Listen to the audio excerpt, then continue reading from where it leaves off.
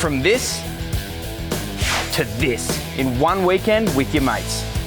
We're about to show you the easiest and cheapest way to transform the look of your old four-wheel drive and turn it into an absolute weapon. Look how faded and pinstriped this 80 series is. You won't believe what a bit of Raptor liner will do to it or how easily it can be done. Yes, we're in a spray booth, but you can definitely do this at home. All you need is a compressor, a spray gun, a sander, and some Raptor liner. Let's get stuck in.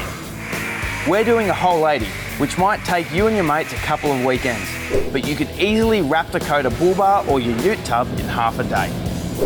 The beauty of Raptor liner is it's so easy to apply, you don't have to be a professional.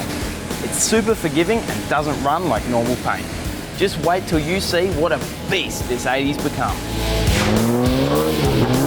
Tough for the tracks, looks insane and easily done. And what about this? To Raptor coat a whole 80, you're not looking at thousands of dollars for new paint. This costs just $900 in materials. So what are you doing this weekend?